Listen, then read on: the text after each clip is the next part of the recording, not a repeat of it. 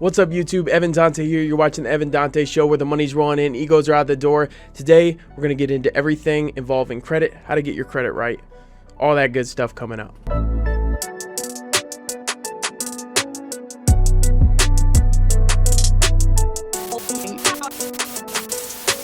So having good credit is so important. It is critically important when it comes to owning a home, buying a car, any instance where you have to borrow money. If you have good credit, you're going to be able to not only borrow more money, but you're also going to be able to borrow money at a much better interest rate.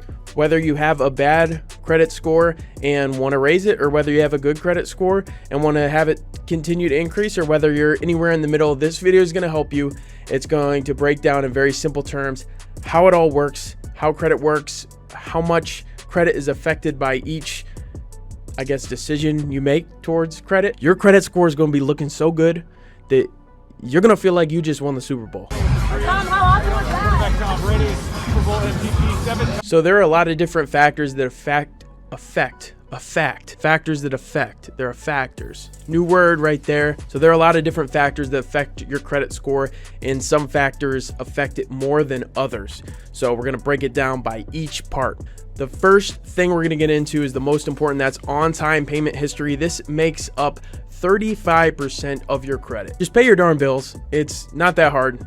Now, I get it. It can be hard, but just don't borrow money that you cannot pay back. Pay your credit card off in full every single month. You can at least pay the minimum amount, but we're going to get into later why paying the minimum amount will catch up to you and how it will actually negatively affect your credit score. But you're never going to go wrong with just paying everything in full every single month. I know this is a little overboard, but I've gotten to the point where I check my bank account probably, I don't know, every other day. So let's say 15 times a month. And every single time, if I have any money on my credit card, I just pay it off. I just don't like owing money. I owe money on my mortgages, my investments. That's okay, because that type of debt is making me money. But I don't like owing people money, bad debt that's losing money. I don't like it. I just pay it off right away. I know it's a little overboard. You don't have to pay it 15 times a month. That's overboard, but at least make it to where you're automatically going to pay. I have it set to where if I forget for some reason to pay when my credit card payment is due, it automatically just pulls it right out of my bank account. Super easy anymore. I think every single bank will have automatic transactions for your credit card. That way you're never going to miss a payment. So how does the credit bureau calculate your on-time payment history? It's very simple. They take the number of on-time payments divided by the total number of payments. So let's say you've paid 40 times on time out of 50 total payments. Well, you're going to have an 80% on-time payment history, which is absolutely awful. He got cooked. Adrian, you didn't go down like that, huh? He got cooked.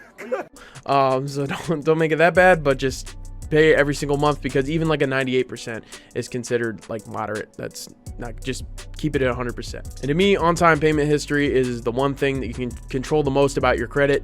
As long as you're paying on time, it's going to affect again, here we go. To me, your on-time payment history is the thing in credit that you have the most control over. You just pay it on time. It's going to affect a lot of different parts of your credit, which we're going to go over throughout this video. And as long as you pay on time, over time, your credit's going to be just all right. Actually, it's going to be fantastic. Credit takes time. The next part is credit card utilization, and this accounts for 30% of your total credit. You don't want to use all the credit that's available to you. So credit utilization is basically how much of your credit you're using. So if you have, let's say, $5,000 worth of credit and you have utilized $1,000 worth, your utilization is going to be 20%. If you have $50,000, you can borrow that same $1,000 and it's only going to be 2% utilization. So as you build up credit over time, you're able to borrow the same amount of money, but your utilization of that credit is going to be lower because you have more available. And that's why it's important, especially when you're establishing your credit, to keep that utilization. Show banks, you want to show banks that you don't need the money that's available to you. You want a lot of money available to you, but you want to show them that you don't even need it. And the way you keep your utilization low is exactly what I already hit on before. Just pay your credit card off in full every single month. Don't have any debts, and you'll be just fine with that aspect. and your on-time payment history as well. So that already makes up 65%. So as long as you can hit on these first two, you're already well on your way. So the next thing is your length of credit history, which makes up 15% of your total credit. This is something that I thought I understood. It does sound like what it is. It is the length of your credit history, but I was confused at first because my length all of a sudden got shorter, and I was like, well, I've had a credit card for, you know, I don't know, 6 years, and why is my length of credit history shorter than that? Why? Well, that's because they actually take the average of all of your lines of credit and they average them out. So if you get a credit card now, and let's say you got your first one 6 years ago, now your credit history is actually going to be only 3 years. So it's going to take the average of all your lines of credit. So if you are around the age of 18 or about to be 18, when you're 18, just open up a credit card, buy a pack of gum, something small every single month, pay your credit card bill off in full, and you're going to start establishing credit very young. It's very important to do, even if you're not planning on buying a house, car, anything for a long time.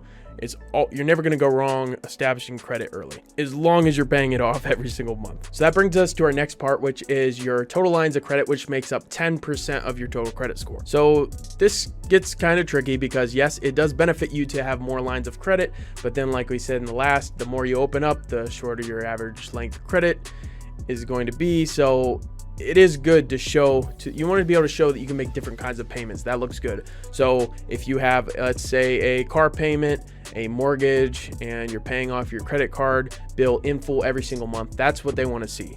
So the more credit you have, if you're an investor and you have multiple mortgages that you pay, that's all going to help out. As long as you're making your payments on time every single month, that's going to increase your credit score. And don't worry so much about your length of credit history right now, because the more you have and the more you're able to pay over time, it's all going to work itself out and you're going to get an increase in your total score. And the fifth and last thing that affects your credit is the amount of hard inquiries on your credit report, and that is 10% of your total credit. This is something that you're never going to be able to avoid if you buy a house, a car, or really establish any type of credit. You are going to get a hard inquiry on your report. A hard inquiry is basically you asking a lender for money. So whenever you're going to get approved for a house, approved for a loan, a car, you get another credit card, or ask for an increase in your credit limit, this is going to throw a hard inquiry on your credit report, which in simpler terms just means you're asking for more credit. Now, if you get a bunch of hard credit inquiries at once, this can be concerning because banks are going to look at it as you going out now all of a sudden asking for money, and that can be concerning to them.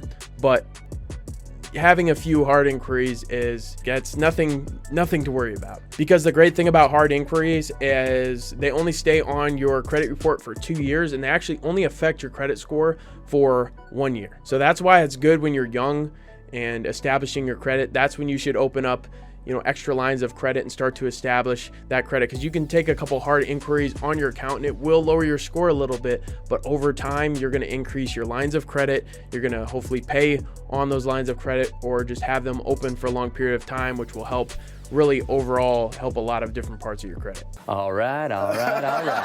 Overall, just keep in mind, building credit and establishing your credit is going to take time. Be patient. I promise you, over time, as long as you just follow the number one rule, and that's pay off your credit card every single month in full, you're going to be just fine over time. And if you are in credit card trouble, don't think it's the end of the world and you're never going to be able to recover. There's actually a lot of stories I see people posting all the time, how they were able to take like a 500 something credit score or even lower and bring it up to a 700. I think I got my swagger back. There are a lot of businesses that help with credit repair, but we have this awesome thing called YouTube, which you're watching right now, and you're able to find a lot of videos. There's a lot of good videos on how to repair your credit. Thankfully, I've been able to have a good credit score, but that's just because I pay it off in time every single month. But I get sometimes hard times come along and you're not able to pay it off in full, and it happens, and that's okay.